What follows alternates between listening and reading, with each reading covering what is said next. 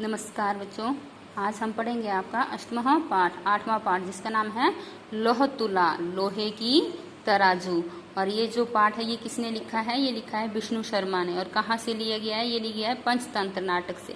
ठीक है, तो इसमें जो है, इसमें विदेश से लौटकर जीर्णधन नामक व्यापारी अपने धरोहर को सेठ से मांगता है। ठीक है, तो वो बोलता है कि तराजू चूहों ने खा ली है। यह सुनकर जीर्णधन उसके पुत्र को स्नान के बहाने नदी के तट पर ले जाकर गुफा में छिपा देता है। सेठ द्वारा अपने पुत्र के विषय में पूछने पर जीर्णधन कहता है कि पुत्र को बाज उठा ले गया। इस प्रकार विवाद करते हुए दोनों न्यायालय पहुंचते हैं, जहां धर्माधिकारी उन्हें समुचित न्याय प्रदान करते हैं। तो आपका लेसन शुरू होता है। ये आसीत कस्मिंश्चित् अधिष्ठाने जीर्णधनो नाम वणिक पुत्रः। किसी आसीत का होता है था, कस्मिंश्चित् किसी अधिष्ठाने स्थान पर जीर्णधन नामक व्यापारी का पुत्र रहता था। ठीक है, किसी स्थान पर जीर्णधन नामक व्यापारी का पुत्र रहता था। स च विभवक्षय देशांतरम गंतुम इच्छन व चिंतित। ठीक है, स वह, च और, ठीक है, विभवक्षय धन के नष्ट होने से देशांतरम दूसरे देश में जाने की इच्छा करते हुए सोचने लगा। ठीक है, धन के नष्ट होने से दूसरे देश में जाने की इच्छा करते हुए वह सोचने लगा। यत्र देशे अथवा स्थाने भोगा भुक्ता स्ववीर्यतः तस्मिन् विभवहीनो यो बसेत् स पुरुषाधमः। जिस देश अथवा स्थान पर मनुष्य ने स्ववीर्यता अपने पराक्रम से सुख साधन और भोज्य पदार्थों का भोग किया हो, उसमें, ठीक है, भोग किया हो, तो उस स्थान पर जो धनहीन होने पर, विभवहीनों का होता है धनहीन होने पर निवास करता है, वह नीच पुरुष कहा जाता है। तस्य च गृहे लौ घटिता पूर्व पुरुषो उपार्जिता तुलासीत। और उसके घर में लोहे से बनी हुई उसके पूर्वजों द्वारा अर्जित लोहे की तराजू थी। ठीक है, क्या थी? उसके पास एक तराजू। सा च कस्यचित् श्रेष्ठिनो गृहे निक्षेप भूत्वा कृत्वा देशांतरं प्रस्थितः। और वह उसे किसी सेठ के घर में निक्षेप भूताम, इसका अर्थ होता है धरोहर के रूप में, रखकर दूसरे देश के लिए चल पड़ा। ततः सुचिरम कालम देशांतरम यथेच्छया भ्रांत्वा पुनः स्वपुरम आगत्य तम श्रेष्ठिनम उवाच। इसके पश्चात, ठीक है, सुचिरम बहुत देर तक, समय तक दूसरे देश में अपनी इच्छा अनुसार भ्रांत्वा का होता है घूमकर, ठीक है, घूमकर दोबारा अपने नगर वापिस आ गया और सेठ से कहा, भो श्रेष्ठिन, अरे सेठ, देताम में सा निक्षेप तुला। ठीक है, कि मेरी धरोहर के रूप में रखी हुई वो तुला मुझे, तराजू मुझे दे दो। स आह भो नास्ति सा त्वदीय तुला मुष्केर भक्षिता। उसने कहा, अरे वह तो नहीं है। ठीक है, त्वदीय तुला, तुम्हारी दी गई तुला तो चूहे खा गए। ठीक है, चूहे के द्वारा तुम्हारी जो तराजू थी वो खा ली गई। जीर्णधन ने कहा, भो श्रेष्ठिन, अरे सेठ, नास्ति दोष होते, इसमें तुम्हारा कोई दोष नहीं। यदि मुष्केर भक्षिता, यदि उसे चूहों ने खा लिया तो इसमें तुम्हारा कोई दोष नहीं। ईदृ गेवायम संसार, यह संसार ऐसा ही है। न कश्चित् अत्र शाश्वतम अस्ति, इस संसार में कोई भी चीज जो है, कोई भी वस्तु जो है शाश्वत नहीं है, सार्थक नहीं है। परम अहम नद्याम स्नानार्थम गमिष्यामि, परंतु मैं नदी में स्नान करने के लिए जा रहा हूँ। तत्त्वम् आत्मनीयम शिशुम एनम धनदेव नामनम मया सह स्नान उपकरणम हस्तम प्रेक्ष्यति। ठीक है, तो तुम अपने धनदेव नामक बालक को मेरे साथ स्नान के उपकरण लेकर भेज दो। सह श्रेष्ठी स्वपुत्रम उवाच, उसने, उस सेठ ने अपने पुत्र से कहा, बस बेटा, पितृव्य अयम, तब ये तुम्हारे चाचा जी हैं, स्नानार्थम यहाँ से स्नान करने के लिए जा रहे हैं। तद गम्यताम एनेन साथम इति, तो तुम जो है इनके साथ जाओ। अथ अशो वणिक शिशु स्नान उपकरणम आदाय प्रहृष्ट मन तेन अभ्यागतेन सह प्रस्थितः।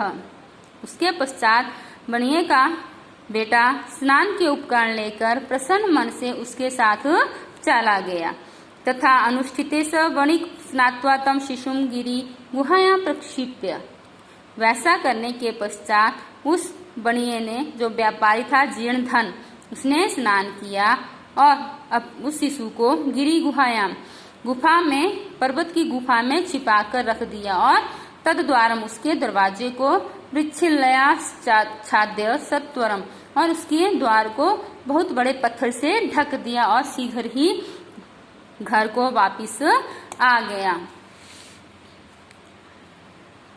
पृष्ठ तेन वणिजा भो, पृष्ठेन पूछने पर, तेन उसने, वणिजा जो सेठ था उसने व्यापारी से पूछा, भो अरे अभ्यागत, क्या गत आप आगे, कथयताम कुत्र में शिशुर्य त्वया सह नदीम गतः, कहो मेरा पुत्र कहाँ है, बताओ मेरा पुत्र कहाँ है जो तुम्हारे साथ स्नान करने के लिए नदी पर गया था। सह आह, उसने कहा, नदी तटातस्य शनेन हृतः, उसने कहा नदी के किनारे बाज के द्वारा हर लिया गया। श्रेष्ठ सेठ ने कहा, मिथ्यावादिन, अरे झूठ बोलने वाले, किम क्वचित सेनो बालः हर्तुम शक्नोति, क्या कोई बाज बालक को उठाकर ले जा सकता है। तत् समर्प्य में सुतम अन्यथा राजकुले निवेदिष्यामि, ठीक है, मुझे मेरा पुत्र सौंप दो, लौटा दो, अन्यथा राजभवन में, राजकुल में निवेदन करूंगा। स आह, उसने कहा, भो सत्यवादिन, अरे सत्य बोलने वाले, यथा सैनो बालम न नयति, जिस प्रकार बाज बालक को नहीं ले जा सकता, तथा मुष्का अपि लौह घटिता तुलाम न भक्षन्ति, वैसे ही चूहे भी लोहे से बनी हुई तराजू को नहीं खा सकते। तदर्प्य में तुलाम, मुझे मेरी तराजू दे दो। यदि दारकेण प्रयोजनम, यदि पुत्र से कोई प्रयोजन है, यदि पुत्र से कोई प्रयोजन है तो मुझे मेरी तुला वापिस कर दो। एवं विवद मानो तो द्वापि राजकुलम गतो, इस प्रकार लड़ते झगड़ते हुए वे दोनों राजभवन पहुंचे। तत्र श्रेष्ठी ताश्वरण प्रोवास, वहां सेठ जोर जोर से बोलने लगा, भो अब्राह्मण्यम महापाप महापाप, मम शिशु एन चौरेणा अपहृत इति, इस चोर के द्वारा मेरे बालक को हर लिया गया है, ठीक है, इस चोर ने मेरे बेटे को चुरा लिया है। अथ धर्माधिकारिणः तम ऊंचू, तब धर्माधिकारियों ने उससे कहा, भो अरे समर्प्यताम श्रेष्ठी सुत, अरे सेठ के पुत्र को सौंप दो। स आह, उसने कहा, किम करोमि, मैं क्या करूं, पश्यतो में नदी तटास्थ सेनेन अपहृत शिशु इति, मेरे देखते ही देखते नदी के किनारे से बालक को लेकर चला गया। तत्श्रुत्वा ते प्रोचु, यह सुनकर वे कहने लगे, भो अरे न सत्यम अभिहितम भक्ता, आप ये सत्य नहीं बोल रहे हो। किम सैनः शिशुम हर्तुम समर्थो भक्ति, क्या बाज बालक को ले जाने में समर्थ होता है। स का, उसने कहा, भो भो अरे अरे श्रूयताम मद वचनम, मेरे वचनों को भी सुनो। तुलाम लोह सहस्रस्य यत्र खादन्ति मूषकः राजतंत्र हरे सैनो बालकम न अत्र संशयः, जहाँ चूहे लोहे से बनी हुई तराजू को खा सकते हैं, वहाँ एक बाज भी बालक को हर कर ले जा सकता है, इसमें कोई संदेह नहीं है। ते प्रोचु, उसने कहा, कथम एतत्, यह कैसे। ततः स श्रेष्ठी सभा नामग्रे अदितः सर्वं वृत्तांतम निवेद्यामास, उसने उस सेठ इसके पश्चात उस सेठ ने सभा जनों के सामने सारा वृत्तांत निवेदन कर दिया, सारा हाथ सुना दिया कि ऐसे ऐसे हुआ। ततः ते विहस्य द्वापि तो परस्परम संबोध्य तुला शिशु प्रदाने संतोषी शितो, उसके पश्चात क्या हुआ, उसके पश्चात उन्होंने हंसकर उन दोनों को भी आपस में, परस्पर होता है आपस में समझा बुझाकर, ठीक है, तुला और बालक प्रदान करके संतुष्ट कर दिया। ठीक है, जिसका बालक था उसको बालक दे दिया और जिसकी तुला थी उसको तुला दे दी, तराजू दे दी। इस प्रकार दोनों को खुश कर दिया, प्रसन्न कर दिया, संतुष्ट कर दिया। ठीक है, तो ये थी आपके पूरे पाठ की हिंदी। ठीक है, आपने इस वीडियो को ध्यान से सुनना है और इसकी हिंदी को अच्छे से समझना है। ठीक है, धन्यवाद।